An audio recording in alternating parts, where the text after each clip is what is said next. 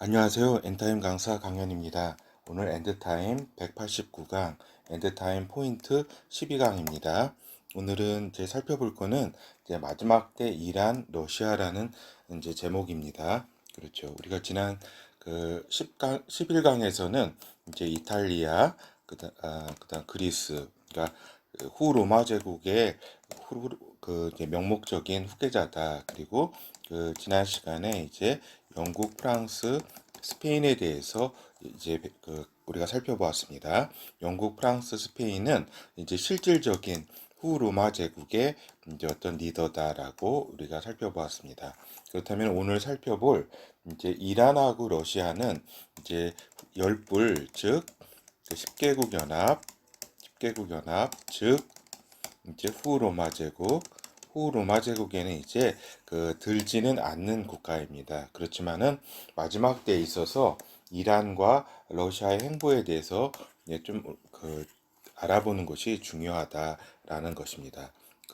이렇게 이제 10개국 연합이 이제 적그리스도 제국을 뒷받침하는 그 직접적인 통치, 적그리스도가 이제 그 직접적 통치를 이제 여기 10개국을 다 이제 하잖아요. 그렇죠? 그런데 이제 요 이란과 러시아는 앞으로 적그리스도를 지지하는 연대 국가라고 하는 개념으로 이렇게 자리 잡고 볼 것이다라고 하는 겁니다. 연대 국가요. 적그리스도를 지지하는 연대 국가. 그리고 10개국 연합 열불 후 로마 제국은 이제 적그리스도를 직접 뒷받침하는 그런 나라다라고 하는 겁니다. 복속돼 가지고 작은 뿔에 복속돼 가지고 적그리스도를 직접 이렇게 모시는 나라죠. 어떻게 보면은. 그래서 그리고 또 하나 말씀드릴 거는 요즘 이제 복음주의에서 이란과 러시아 이제 터키가 이제 에스겔에서 그 말하고 있는 38장 39장에서 이야기하고 있는 마국 전쟁이라고 이렇게 그런 이제 그 복음주의에서 많이 그런 그 이론들이 이렇게 퍼져 있습니다. 그러나 이란, 러시아, 터키가 공마국 전쟁의 당사자는 아니다라고 하는 겁니다. 이 공마국 전쟁은 지금 그 두 가지로 지금 흐름이 전개되고 있어요. 하나는 이제 그 환란 끝에 있는 저기 아마겟돈 전쟁을 이제 요 공마국 전쟁으로 보는 그러한 시각이 있고 또 하나는 저기 7년 대전쟁 7년 환란 전에 저 세계 대전을 요 이제 공마국 전쟁으로 보는 경우 이 두 가지의 경우가 있습니다. 근데 이 두 가지 둘 다 이렇게 맞지가 않는다. 둘 다 맞지가 않고 공마국 전쟁은 계시록 20장에도 이렇게 기록되어 있다시피 메시아 이제 나라 이제 끝에 이제 사단이 이제 무적행에서 풀려나면서 이제 그 이루어지는 이제 전쟁이지 아마겟돈 전쟁이나 또 대환란 이전에 세계 전쟁이 아니다라고 하는 것입니다. 그렇죠. 그래서 이제 이란과 그 러시아는 마지막 때에 있어서 적그리스도의 연대 국가로서 반 이스라엘의 그 핵심 리더국으로 존재할 것이다라고 하는 겁니다. 그렇죠. 그래서 우리가 이제 이란과 러시아의 간략한 개요를 살펴보도록 하겠습니다. 먼저 이란의 지금의 국력은 이제 2015년 현재 이제 8,100만 명의 인구를 가지고 있다. 16년도에 한 18위 정도 된다. 세계에서. 그리고 GDP는 1조 65억 달러, 한 17위 정도 GDP 그런 규모가 된다. 그리고 1인당 국민소득은 13,000불 정도가 된다. 한 77위 정도. 그렇죠. 그리고 세계 군사력 순위는 한 14위 정도 된다라고 하는 겁니다. 그래서 그 80년대 1980년에서부터 88년까지가 아마 그 이란 이라크 전쟁이었을 거예요. 이라크. 이때의 그 군사력들은 이란과 이라크가 한 세계 9위, 10위 정도 되는 요 정도의 그 규모로 이렇게 있었어요. 그러니까 상당히 군사력이 강하다고 우리가 볼 수 있겠다. 근데 조금 그때보다는 조금 이렇게 뒤로 그 밀렸다. 그래서 이제 이란이 지금 추구하고 있는 것은 핵무기 개발에 이제 그 전력을 다하고 있는 것이다라고 하는 겁니다. 그렇죠. 이란의 그 역사를 간략히 살펴보면은 기원전 6세기경 이제 고레스 대왕 때 메데 페르시아 제국을 이제 번성했고, 그거를 이제 세속사에서는 아케메네스 제국이라 그런다. 성경에서는 다니엘서라든가 이런 데는 메데 페르시아 제국이라고 한다. 그리고 이제 종교에 대해서는 관용적이어서 이때 그 페르시아 시절에는 메데 페르시아 제국 시절에 그 유대인들은 이제 바벨론에서 이제 다시 돌아오게 되고 고토로 돌아오게 되고, 이제 종교적으로도 이제 성전을 제2성전을 다시 짓게 하듯이 상당히 관용적인 종교 정책을 폈다라고 하는 겁니다. 그래서 지금 말씀드리려고 하는 것은 이란이라는 나라가 원래 이스라엘 이제 유대인하고 그렇게 그 관계가 이렇게 지금은 최악이지만 그렇게 나쁜 거는 아니었다라고 하는 겁니다. 그렇죠. 그래서 이제 이란은 기원전 4세기 때 헬라 제국에 의해서 멸망을 당했고, 이제 셀루쿠스 왕조, 이제 그 헬라 제국의 그 하나였던 그 셀루쿠스 왕조의 통치를 받았다. 그런데 기원전 3세기에 파르티아 왕조가 건설이 됐고, 로마와 이제 대립을 하였다. 한 파르티아 왕조는 한 400여 년 정도 강성하게 그 지역을 하나의 제국이라고 할 수도 있겠죠, 그때. 근데 7세기에 이제 이슬람을 믿는 아랍인들이 침입을 해서 이후 페르시아는 이슬람화가 이렇게 급속히 진앙이 되었다. 그리고 바그다드에 있었던 아바스 왕조의 지배하에 있게 되었다. 그리고 그 뒤에 셀주크 터키, 투르크, 몽고인들이 페르시아를 정복을 했다. 그래서 13세기 1256년에 징기스칸의 손자 훌라구 칸이 페르시아의 일칸국을 건설했다라고 하는 겁니다. 그래서 이제 15세기에 이제 다시 페르시아 계열의 사파비 왕조가 이제 그 건립이 되면서 이제 페르시아인들이 이제 그 외국 그 저기 지배에서 이제 벗어나게 되는 그런 계기를 맞게 된다. 그리고 이제 이때의 시아파를 중심으로 이슬람 이제 그 순니파가 아닌 시아파를 중심으로 이슬람 정체성을 강하게 확립을 했다. 그리고 그 뒤로 이제 그 사파비 왕조 뒤로 카자르 왕조, 또 팔레비 왕조로 이렇게 쭉 이어졌다라고 하는 겁니다. 가장 최근의 왕조가 팔레비 왕조인데 1921년에 영국의 지원을 받은 레자 샤가 이제 팔레비 왕조를 개창을 했다. 근데 이제 요 팔레비 왕조, 이제 팔레비라고도 하고 팔라비라고도 합니다. 팔라비 국왕이 1963년에 대규모 서구식 개혁을 이렇게 실시했지만, 이제 팔라비 왕조의 여러 가지 그 좀 부정부패나 서구하고의 어떤 결탁이라든가 이것에 실망한 이제 국민들이 1979년에 호메이닝을 중심으로 이슬람 봉기를 일으켰다. 그래서 현재는 가장 원리주의적인 이슬람 국가가 되었다. 가장 이제 호전적인 그런 국가가 된 거죠. 그래서 이제 현 이란의 권력 구조는 정식 국명은 이란 이슬람 공화국이다라고 하는 겁니다. 이란 이슬람 공화국. 그렇죠.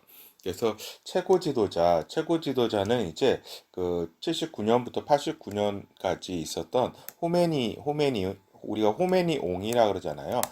호메이니가 이제 최고 지도자로 이렇게 있었고, 그 뒤를 이어서 하메네이가 1989년부터 지금까지 이제 최고 지도자 자리를 가지고 있다. 근데 여기는 이제 대통령도 있지만 실질적으로 모든 통치는 최고 지도자가 통치를 한다라고 하는 겁니다. 그리고 종신제다. 종신제이기 때문에 하메네이가 죽을 때까지 이렇게 하게 되는 거죠. 그리고 대통령은 지금 하산 로한인데, 대통령은 직접 선거를 뽑고 임기는 4년이고 연임이 가능하다. 그렇죠. 그런데 이 그 대통령 선거가 이제 어떻게 보면 헌법 수호 위원회의 사전 심사를 받아가지고 먼저 여기서 후보를 결정을 합니다. 그렇죠? 근데 헌법수호위원회는 이제 여기 최고 지도자의 어떤 그 임명을 한 사람들이 또 이렇게 그 선거 이렇게 대통령 선거 후보자들을 뽑기 때문에 결국에는 요 다 이렇게 하메네이의 어떤 그 영향권 안에서 다 이루어지는 것이다라고 하는 겁니다. 그래서 이제 실제 권력은 이제 최고 지도자, 요걸 최고 지도자를 이제 종교 지도자죠. 이제 아야톨라에게 이제 집중이 되어 있다. 정치, 경제, 사회, 외교 등 국가 전반의 막강한 권한과 무한한 권력을 행사한다. 그러니까 대통령이 아니라 최고 지도자 아야톨라가 이제 그렇게 행사한다라고 하는 겁니다. 그래서 이제 이걸 가지고 이제 어떻게 보면 신정이라고 할 수가 있죠. 하나님의 종교를 가지고 통치하는 세속 권력보다도 더 위에서 모든 것을 통치한다. 그 임명권, 뭐 각종 무슨 사법기관, 행정기관, 그 다음에 외교, 그 다음에 그 어떤 그 미디어 매체 있잖아요. 그런 모든 책임자들을 임명할 수 있는 권한이 최고 지도자 호메니오 저기 그 최고 지도자에게 있다. 그리고 지금은 하메네이가 최고 지도자로 있는 것이다라고 하는 겁니다. 근데 이제 지금 고령이기 때문에 80세가 지금 넘었어요. 거의 중반에 다다르는데 그 어떤 그 건강이 악화되었다는 여러 가지 이제 설도 있어가지고 그렇죠. 약간 좀 상황을 좀 봐야 되는 거죠. 그래서 2020년 6월 그러니까 6월 18일일 거예요. 저 날짜는 정확히 모르는데 이제 며칠 한 일주일 정도 남은 거죠. 그때 이제 대통령 선거가 있다. 근데 여기에 입후보한 사람들이 거의 600명에 이제 가까워요. 근데 600명에 가까운데 여기서 이제 헌법소위원회에서 이제 다 이렇게 자기가 후보 등록을 하면은 여기서 이제 지금 7명인가를 이렇게 후보로 뽑았어요. 여기서 그 중에서 이제 저기 되는 거죠. 근데 그 이란이라는 나라는 지금 뭐 우리가 외부에서 볼 때 강경파 그 다음에 그뭐 강경파하고 또 뭐가 있죠?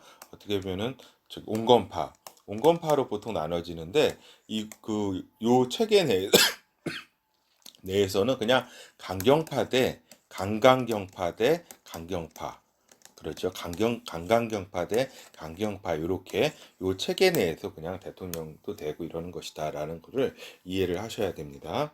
그렇죠. 예, 그래서 최근 상황을 보면은 이스라엘과 가장 관계가 안 좋다. 특히 며칠 지난달에 있었던 이제 저기 팔레스타인 가자지구 그런 하마스라든가 그다음에 레바논의 헤즈볼라라든가 예멘의 후티 반군인가 이런 저기에 이란이 다 이렇게 무기와 이제 그 물질을 다 돈을 다 지원을 해가지고 이스라엘을 공격하는 형상이기 때문에 이스라엘과 여러 가지 서로 지금 뭐 이렇게 저기죠 테러 같은 것도 서로 이렇게 일으키고 있는 상황이죠. 그리고 2020년 1월에 혁명 수비대 솔레이마니 장군이 이라크에서 미국에 의해서 암살이 되었다. 최근 상황. 그리고 핵 협상이 이제 비핵화 협상이 이제 가장 좀 핵심이라고 할 수 있는데 이제 핵무기 개발로 인해 경제 제재를 이렇게 받아왔는데 이제 15년에 이제 비핵화 이제 협상에 들어가서 16년에 이제 포괄적 공동 행동 계획이라고 하는 비핵화 합의에 이르렀다. 그래서 이제 잠시 이제 경제 제재가 해제되었으나 트럼프 행정부에 의해 가지고 이제 협상이 이제 2018년 5월에 파기가 되었다. 이게 요 파기된 거는 트럼프 이제 행정부에 있어서는 국내법 절차에 따라 가지고 요 이란 핵 합의 준수 상황에 대한 평가를 하는 그러한 텀들이 있어요. 이렇게 12개월인가 6개월 단위 이렇게 해가지고 이런 국내법에 의해 가지고 파기를 선언했고 이란도 이제 요 솔레이마니 장군 암살에 이제 화가 나가지고 2020년 1월에 이제 탈퇴를 선언했다. 그렇죠. 근데 이것이 이 협상이 이제 근원적으로 많이 비판을 이렇게 받았던 거는 뭐냐면은 2025년까지의 어떤 비핵화 한정적 합의고 그 다음에 그 사찰을 저기 국제 원자력 위원회에서 하는 게 아니라 자기들이 사찰을 하고 그걸 통보해 주겠다고 하는 이러한 것이다. 그래서 보면은 이란이 그 뒤에도 계속 합의 이후에도 계속 핵 개발을 추진해 왔다고 하는 여러 물증들은 또 여러 가지 보도라든가 이제 이스라엘 정보 기관에 의해서 이제 폭로가 된 그런 상황이었죠. 지금 이제 바이든 행정부는 이제 핵 개발 협의를 에 대한 이제 복원을 협상을 추진하려고 하고 있다. 근데 아직 방금 말씀드린 것처럼 6월 대통령 선거가 이란에서 이제 그 마무리가 돼야지 이제 협상 파트너가 선정이 되면은 이제 그 어떤 협상이 이제 이루어지겠죠. 그러니까 이제 그 러시아, 중국, 그다음에 유럽 연합 등 이제 그다음 미국이라든가 이렇게 그 같이 이렇게 추진하는 것이다라고 하는 겁니다. 그렇죠. 그래서 사회 상황을 잠깐 보면은 그 이란이라는 국가는 지금 이슬람 원리주의에 의해서 아주 철저하게 이렇게 강력한 그러한 통치를 하고 있지만 이란 국민들은 상당히 개방적인 어떤 모습을 보이고 있다. 이거는 이제 역사적으로 그만큼 이제 그 깊은 그러한 성향에 기인한다고 볼 수 있겠죠. 그래서 이란이라는 나라는 원래는 굉장히 개방적이고 굉장히 이렇게 배타적인 나라는 아니에요. 근데 이슬람화 되면서부터 굉장히 원리주의 그쪽에 이제 경도된 거죠. 이슬람 정부와 다른 생각을 가진 사람들이 굉장히 많다라고 하는 겁니다. 그리고 이제 요즘 이제 근래에 들어가지고 자체적으로 복음이 확산되고 있다라고 하는 겁니다. 그래서 최근에 기독교 인구가 많이 증가했다. 이거는 인터넷 매체라든가 꿈 환상 등의 초자연적 현상에 기인한 바가 상당히 크다라고 하는 겁니다. 예전에 초대교회 시절에는 그 단성론, 이제 단성론 그러한 그 의견을 가진 이제 기독교 이제 종파인데 이 페르시안 선교사들이 이제 중국에까지 이렇게 선교를 많이 해가지고 이제 당나라 때 이제 경교라고도 이렇게 불리었다라고 하는 겁니다. 그래서 경교 기념비가 이렇게 중국에 있을 거예요. 거기가 시안인가 어딘가 정확히 제가 그거는 이제 기억이 잘 안 나네요. 하여튼 이제 마지막 때 적그리스도를 이제 시아파 중에서도 12이만파의 그 메흐디 사상으로 이제 뒷받침 지지하게 될 것이다. 이란은. 그러니까 이란이 왜 지금 이란 시아파 종말론이 있어요. 종말론. 종말론은 이제 12이맘이 12번째 이맘이 다시 나타나서 메흐디라 그러는데 그 나타나서 세계를 다 다스릴 것이다라고 하는 시아파 종말론이 있는데 그 시아파 종말론에 따라 가지고 지금 메흐디를 열렬히 기다리고 있는 것이 이란이에요. 이란. 그렇죠. 근데 이제 이스라엘을 이제 대적하고 적그리스도를 이제 메흐디로 이제 생각할 것이다라고 하는 겁니다. 그래서 이제 적그리스도를 지지하는 이제 연대 국가 적그리스도와의 연대 국가로서의 그 자리매김을 마지막 때 할 것이라고 하는 겁니다. 그래서 끝까지 이스라엘을 대적할 것이다라고 하는 겁니다. 세상 이 모든 나라가 이제 마지막 때는 이스라엘과 다 이제 그 대적을 하는데 그 핵심 그 나라 중에 그 이란과 러시아가 그러한 자리에 설게 될 것이라고 하는 겁니다. 요 열불의 국가는 아니에요. 요 이란과 러시아는 그렇죠. 그리고 이제 러시아를 이제 빠르게 살펴보도록 하겠습니다. 지금의 러시아 국력은 1억 한 4천만 명 정도, 한 9위 정도, GDP는 1.7조 달러, 2019년 1인당 이제 국민소득은 이제 15,000달러 정도 됩니다. 한 52 정도. 세계 군사력 2위다라고 하는 겁니다. 러시아의 역사는 이제 4, 5세기경 북게르만족과 슬라브족이 만나서 루스족을 형성을 하게 되었다. 그래서 이제 스몰렌스크 대공국, 블라디미르 대공국, 라잔 대공국, 트메리 대공국 등 루스 공국들이 명맥을 이어오는 가운데 이제 이제 흉노의 침입 등이 이렇게 있었다. 그렇죠. 그래서 이제 흉노뿐만 아니라 이제 터키 투르크 민족, 그다음에 몽골족 이렇게 계속 이렇게 이쪽 지역을 이제 오잖아요. 그렇죠? 여기는 이제 4세기부터 이렇게 그 훈족이 이렇게 먼저 오게 되고 그다음에 투르크, 그다음에 몽골로 이어지는 계속적인 침입을 받게 됩니다. 그래서 이거를 사실은 타타르 민족이라고 하잖아요. 그래서 지금 이제 자치공화국은 또 러시아에서 지금 있어요. 타타르의 이제 힘입이 아니라 침입을 받았다. 이를 타타르의 멍해라 그런다라고 하는 겁니다. 그래서 이 러시아, 요 루스 민족들이 요 타타르, 이제 흉노, 또 투르크, 몽골 이렇게 타타르 계열 이런 우리 이제 같은 이제 형제 민족들이죠. 많은 고통을 받았다. 그리고 몽골의 침입이 있어서 킵차크 한국을 칸국이라고도 하죠. 한국을 이제 설립을 했다. 그래서 근데 알렉산드로비치가 건국한 루스 공국인 모스크바 대공국이 이제 13세기에 이렇게 세워지면서 이제 모스크바 대공국이 다른 공국들을 대표해서 몽골 지배하에서 칸에게 세금 납부 등을 하는 어떤 그 역할들을 이렇게 했죠. 근데 이제 15세기에 이제 킵차크 한국의 지배를 벗어나서 루스의 통일을 추진하게 됨으로써 모스크바 대공국은 이반 3세 때 이제 자신들을 짜르라 이렇게 그 자칭을 한다. 요 짜르라는 거는 케사르에서 나온 건데 결국 황제, 그 제황이라고 하는 그런 의미를 갖는다라고 하는 겁니다. 그래서 이제 17세기 초에 로마노프 왕조가 이제 러시아 제국으로 이제 발전을 하게 된다. 이것이 그러니까 17세기부터 이제 20세기 초반까지 이제 로마노프 왕조가 들었었던 거죠. 근데 이제 그 러시아 제국은 이제 표트르 1세 때 이제 굉장히 이렇게 발전을 서구화가 돼가지고 굉장히 발전을 해가지고 그 체제를 완비하고 또 17세기서부터 이제 시베리아, 19세기에 한 카프카스를 합병해가지고 유럽, 아시아에 걸친 광대한 영토를 갖는 대제국을 건설한다. 그렇죠. 그래서 어떻게 보면은 17세기 전까지는 그러니까 15세기까지는 타타르 이렇게 훈족, 뭐 투르크족, 몽골족에 의해서 굉장히 고난을 받다가 15세기에 독립을 하고 또 이제 17세기부터는 이제 그 시베리아 전체를 이제 그 러시아가 차지하게 되는 이러한 현상이 벌어진 것이다라고 하는 겁니다. 그렇죠. 그래서 이제 1차 세계 대전 중인 1917년 3월 그러니까 그러니까 러시아 달력으로는 2월인데 그때 이제 로마노프 왕조가 무너진다. 그렇죠?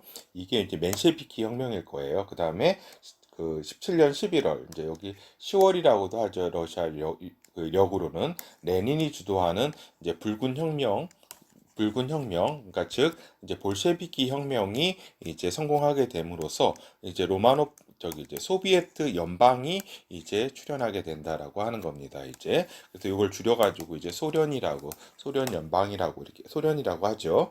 그래서 이제 2차 세계 대전 후에는 소련은 초강대국으로 성장하면서 미국과 그 냉전 시대를 이렇게 그 두 국가 이제 체제를 이렇게 갖게 되는 거죠. 근데 1990년에 소련이 해체되고 러시아 민족주의가 이제 부활하게 됨으로써 1992년 5월에 러시아 연방이 이제 성립을 하게 된다라고 하는 겁니다. 그 시절에 이제 우리가 기억하잖아요. 고르바초프 또 옐친 대통령 이렇게 쭉 지금 이제 푸틴 대통령까지 이어지는. 그래서 이제 현 러시아의 권력 구조는 정식 국명은 러시아 연방이다. 그렇죠? 그래서 대통령 그래서 이제 푸틴 1952년생이고 이렇게 그 2000년부터 2008년까지 대통령을 하고 이때는 4년씩 했었죠. 근데 이제 2008년에 이제 헌법을 바꿔가지고 6년으로 이제 연임을 바꿔가지고 12년부터 지금까지 해 왔는데 얼마 전에 이제 연임 제한 규정을 이제 철폐를 해가지고 사실상 종신 이제도 가능하다라고 하는 겁니다. 그렇죠. 그래서 이제 푸틴이 그 거의 뭐 저기죠. 황제라고도 볼 수가 있겠죠. 지금 상황에 볼 때는. 그래서 이제 최근 상황들을 보면은 우크라이나 사태, 여기 얼마 전까지 한두 달 전만 해도 우크라이나 사태가 좀 심각했었잖아요. 그렇죠? 근데 이제 이때에 14년도에 이제 주민 토피를 통해서 우크라이나로부터 독립을 선언한 크림 공화국이 있어요. 크림 반도. 그렇죠? 이 크림 반도 이쪽에 이제 러시아계 친러시아계 이제 사람들이 이제 그 독립을 한 거죠. 우크라이나로부터. 근데 이제 그 러시아가 여기를 합병을 했다. 물론 국제사회에서는 이걸 인정해 주지 않고 있다. 근데 이제 합병한 거는 또 이렇게 또 이런 상황이다라고 하는 겁니다.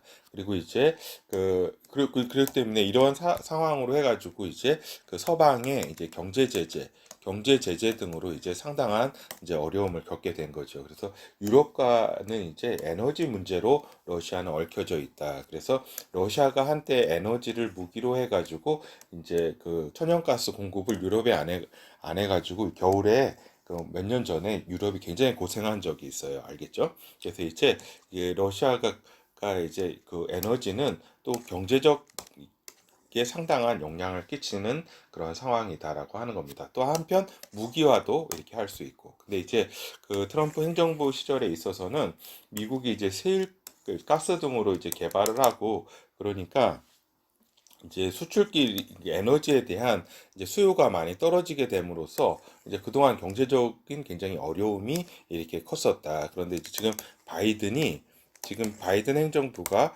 셰일가스 요 이제 그 이것을 철회를 하지 않고 다시 이제 중동 석유에 의존하는 상황이 이제 펼쳐지게 되면서 이제 러시아가 이제 경제적으로는 조금 지금 살아나고 있는 상황이다라고 하는 겁니다. 그리고 이제 마지막 때 러시아는 이스라엘에 대적하는 나라로 서게 될 것이다라고 하는 겁니다. 그래서 적그리스도를 지지하는 연대 국가로서의 그런 자리매김을 할 것이다라고 하는 겁니다. 다시 말씀드리지만 이렇게 열불의 이제 10개국 연합은 적그리스도의 직접적 지배 이제 여기 이제 작은 뿔에 이제 먹히게 되잖아요. 전 3년 반 기간 동안에 직접적 지배를 받아가지고 적그리스도 체제 그 제국을 이루는데 핵심 국가가 되고 그 다음에 이란과 러시아 등 이런 나라들은 연대 국가로서 적그리스도를 돕는다. 그리고 이스라엘에 대적하게 된다라고 하는 겁니다. 그렇죠. 그래서 이제 결론을 말씀드리면 이슬람 종말론의 영향으로 인해 가지고 메흐디를 기다리는 12이만파 시아파 중에서도 적그리스도를 예비하고 지지한다. 이제 적그리스도가 나타났을 때 이것이 이제 이란이다. 이란이 왜 지금 그렇게 원리주의적 그런 모습을 띠게 되냐면 그 시아파 12이만파가 메흐디를 기다리고 있기 때문이다. 메흐디를 이제 그 메흐디가 이제 오시기 전에 이제 여기 그 악의 제국 미국이라든가 이스라엘이라든가 이런 나라들은 다 먼저 멸망을 시켜야 된다라고 하는 어떤 메시아적 사명을 가지고 있기 때문에 이란은 이제 이것을 추구하고 있는 것이다라고 하는 겁니다. 근데 이제 그 적그리스도가 나타날 때 이제 저기 메흐디로 이제 판단을 하게 되는 거죠. 그렇죠. 그리고 이제 지금 잦은 충돌이 이스라엘과 있다. 근데 이제 지금 그 어떻게 보면은 그 하마스, 헤즈볼라 그 위에서도 말씀드렸다시피 이러한 무기와 이제 자금이 다 이제 이란으로부터 공급이 이렇게 주로 이루어진다라고 하는 겁니다. 그래서 이제 그 이스라엘과 대리전의 성격을 띠고 있다. 그리고 지금 이란과 무력 충돌의 가능성이 지금 상당히 높은 상황이다라고 하는 겁니다. 그렇죠. 그리고 이제 러시아는 이스라엘을 이제 중동에 심겨진 미국으로 본다라고 하는 겁니다. 그래서 이스라엘을 견제하고 있다. 그, 그 러시아는 이제 중동에 이제 또 이렇게 손을 이렇게 그 뻗게 되는데 이것을 이제 그 미국이 이제 막고 있는데 그 미국이 그 어떤 그 손발로로 타는 것이 이스라엘이라고 생각하고 있는 거죠. 그렇죠.